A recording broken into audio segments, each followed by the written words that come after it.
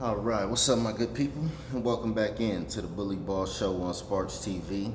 As always, I'm your host, Nino Sparks, aka the Mid Range Bully. Now, as you can see, not in my usual location.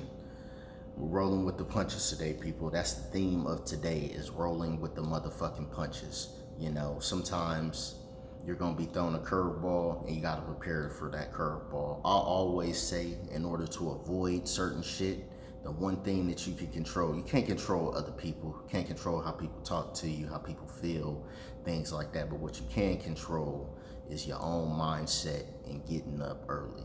If you get up early, you could avoid a lot of shit. Why? Because people aren't up early. Think I'm bullshitting. Get up at 3 a.m. and walk around, walk outside one day. It's gonna be nobody out there. You know, try to get up early, but had a late night last night with work, which trickled into today, me getting up a little later than expected. I usually try to get up around like 3 or 4. Today, I think I got up at like 6. I ain't gonna lie, I was not, bro. I was sleeping, you know, but we rolling with the punches. I was gonna give you guys this video after I hit the gym, but went down to the gym and the maintenance dude was in there mopping and she was like, I need 10 minutes to clean. And I was like, ah, damn, motherfucker, you gotta do this shit right now. I'm trying to get in and out this gym. I got shit to do. Got a lot of shit to do. But it's not his problem. It's my problem. I wasn't up early. Now, I'm sitting here in the lounge. I got 9 books stacked up just to get this motherfucking angle. Sitting behind, leaning against a bottle of water that I could badly use right now, but we gonna roll with it, baby. We gonna roll with it. We gonna roll with the shit. So as always, before we get started, if it's your first time tapping in, or maybe you tapped in before, go ahead, tap that like, tap that subscribe, tap that notification bell, stay tapped in. Let's get the shit. Okay, I'm gonna try to stay focused. Y'all can't see it, but it's a white girl sitting over to my left and she's grilling me. She's just staring at me. I don't know what's going on with her, but she's probably like me. Anyway, today I wanna talk about my team, the home team, the only team worth talking about. My Los Angeles Lakers. Yes, I said it. My Los Angeles Lakers. The team that everybody is sleeping on this season. They sleeping on us. They sleeping on us like the cold side of the pillow. And I don't blame them. We're dishing out the same product as last year. The same product that got us swept off the floor 2 seasons in a row. It can't end like that again. Now, the question of today, to put it in a form of a question, who will be in the Lakers starting lineup come opening night? Now, we know basically 4 of the players. I was listening to the Lakers Nation podcast. Trevor Lane does a great job. He was talking about how he thinks they shouldn't upset the apple cart. They should just roll out with the same unit. That unit works. There was cohesion in that unit. They went, I think, 18-6 with that unit, if I'm not mistaken, but they still got fucking swept. And that's what it comes down to when you're playing for the Lakers. It's not how does the regular season go. It's not who wins the NBA Cup or the tournament, whatever you want, in-season tournament, whatever they want to call it, them ugly floors. I hope they don't replay them ugly floors again. The Lakers floor was probably one of the fucking worst. Between us and the Hornets, like we probably had the worst gym floor with that purple and that piss gold, whatever that was.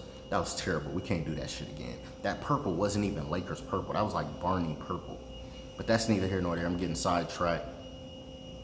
It's not about that. It's about what we do in the playoffs, and it's about hanging a banner. As a Lakers fan, I am extremely delusional. I think we're gonna win every year. Even we had Chris Kaman on the motherfucking squad. I'm like, Chris Caveman Kaman about to do his motherfucking thing with Kobe. Every year, we need to win the championship. It's championship or bust. I don't give a fuck who's on the team. So this year, it makes it no different. It makes it no different that we have a first-year head coach.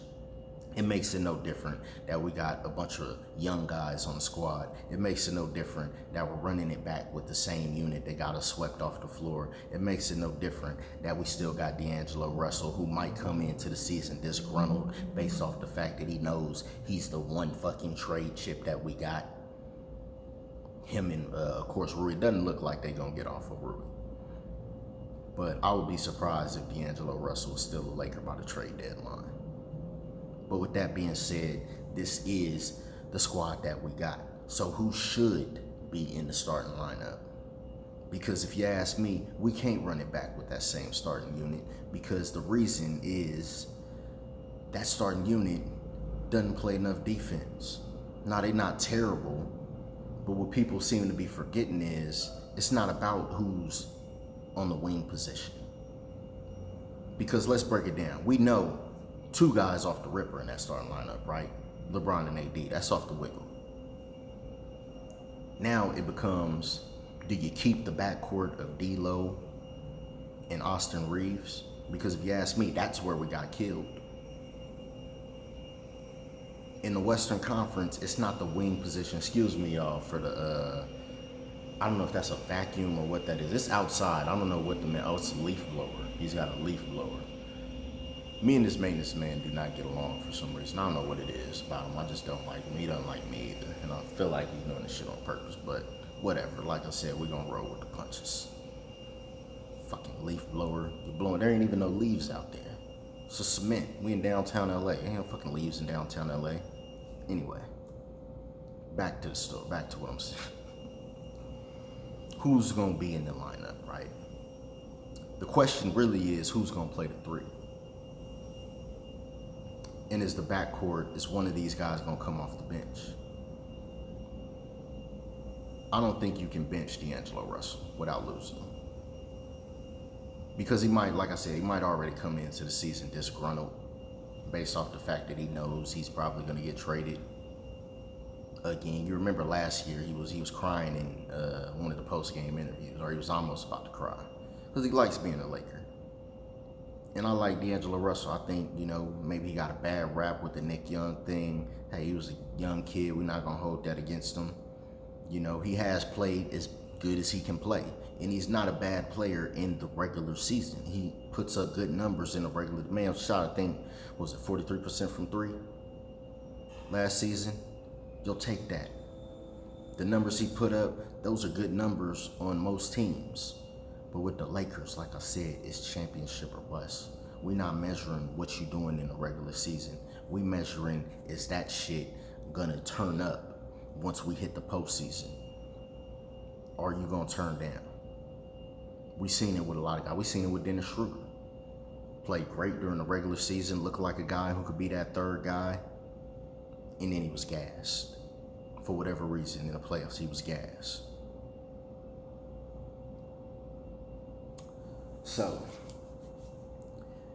will it be, will they run back with the same unit? Will they put Vanderbilt in the starting lineup instead of Rui Hachimura? Because Vanderbilt really made that backcourt work. But the problem with that is he can't guard everybody. Because even with him in the lineup, who's guarding the second best player? You're asking LeBron James to guard the second best player. And like I said, that may work in the Eastern Conference, but it doesn't work in the West. Excuse me.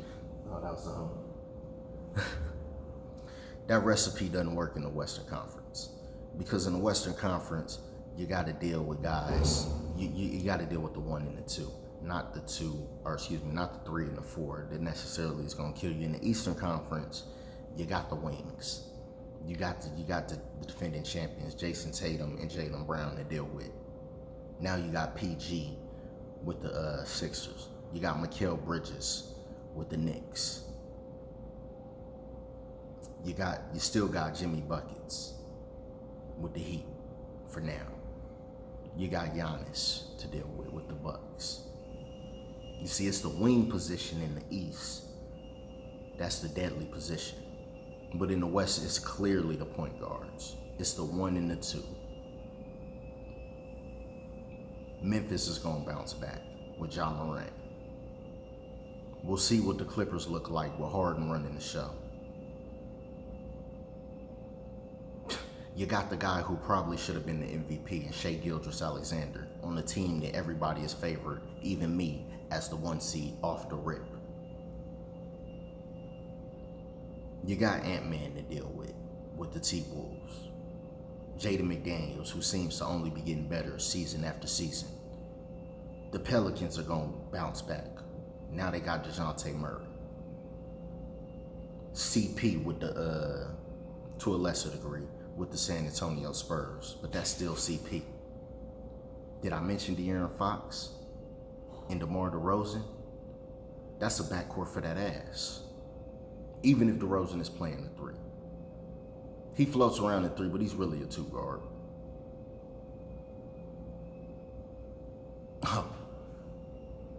And how can I forget the 2 that just went to the finals? Luka the Don and Kyrie Irving. Now, I seen a video with Luka when he was playing at Goran Dragic's exhibition. I don't know if it was, I think it was an exhibition match. But Luka looked fat than a motherfucker. He was sitting on the sideline next to Yo was hitting him in the head. Luka looked fat as he looked out of shape as shit. He looked way more out of shape than he was last season. He seems to come in out of shape every season. And I love Luka's game. But it's like, dude, at what point do you hire a chef? If you can't cook, hire a chef, my boy. You're a millionaire, a multi-millionaire. And you're fat as fuck. You eating that Slovenian stew or whatever y'all eat, and you getting fat every year. Like he's coming in, he's gonna come in big, so he's gonna have to work his way into shape. So we'll see what they look like, but they still dynamic. Even fat Luka will give you 30 on a night-to-night basis. So with that being said, where does D'Angelo Russell and Austin Reeves stack up with any of the guys I just named? They can't guard none of the guys I just named. Neither one of them. And I'm a huge Austin Reeves fan. If you look back at the video I did going into last season, I had him as clearly the 3rd guy. I had him as an all-star. I thought that they would even defer to him and let him close the show on some nights.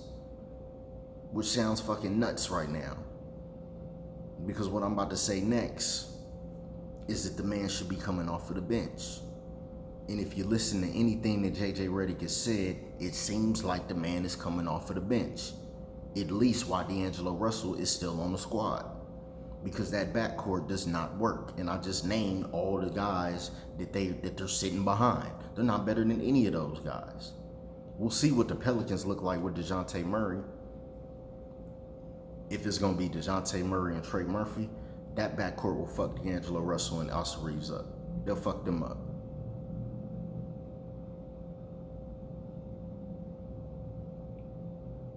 So what do we need to do? I think Reeves comes off the bench.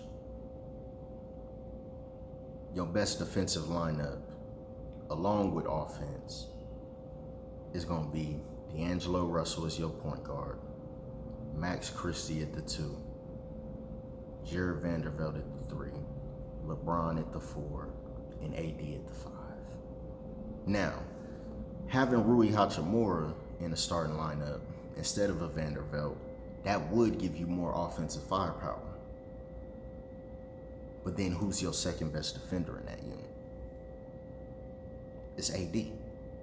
AD is the best defensive player on your team, but he can't guard everybody. And when teams are pulling him out of the paint to guard the point guard when they get the switch on him, who's the help side defense?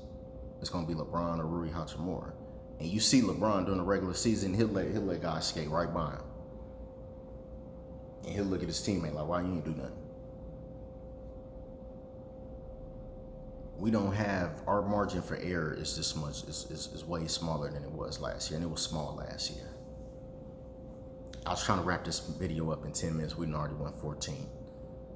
Because this is something serious. What I don't want to see is what Darvin Ham did last season and being all over the place. We need to have the starting lineup set by preseason. You need to figure this shit out in training camp. Now, of course, the preseason, a lot of guys ain't gonna play. They're gonna be in and out of the lineup. We're gonna have guys playing that might not even be in the rotation because you want to prevent as many injuries as you can. But we need to have this shit set off the rip. We don't need to be 10 games into the season still trying to figure out who we are. Because that's a recipe to end up going 2-10 as opposed to 8-2. Now, I'm not saying if you roll out the same starting lineup, which they probably will, that it won't work. It probably will. But when you start going up against these teams that have these elite guards, I didn't even mention Steph Curry. How could I forget the chef?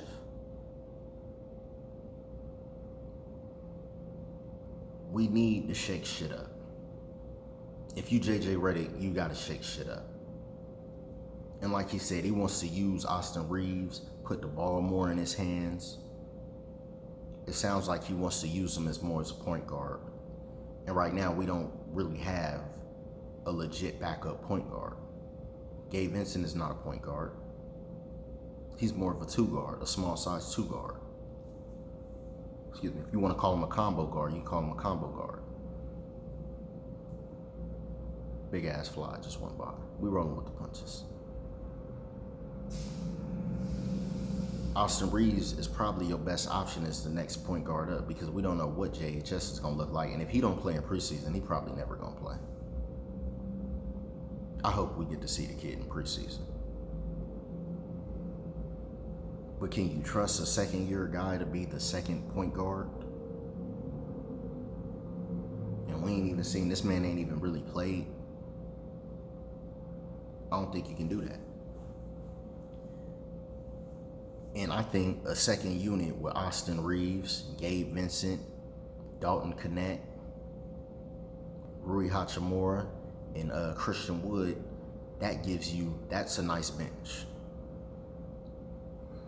Because you know what Rui's going to give you. You can run the offense through him and you can run the offense through Reaves. Those two guys will give you production every night coming off of the bench. And the reason it needs to be Austin Reaves coming off of the bench is because as a starting two guard, he doesn't score the ball enough to be a starting two guard. Starting two guards in this league, especially in the West, give you at least 20 points a night. He got a hard time giving you 15 a night. And on the other end, you can't guard nobody. Now, he's not a horrible defender. He still tries. But out of any of those guys that I just named, who are in our conference, who we have to play at least 4 times, which one of them guys is he guarding? He can't guard the one, and he has a hard time guarding the two. He's more suited to guard backup point guards and backup shooting guards. He can guard a TJ McConnell.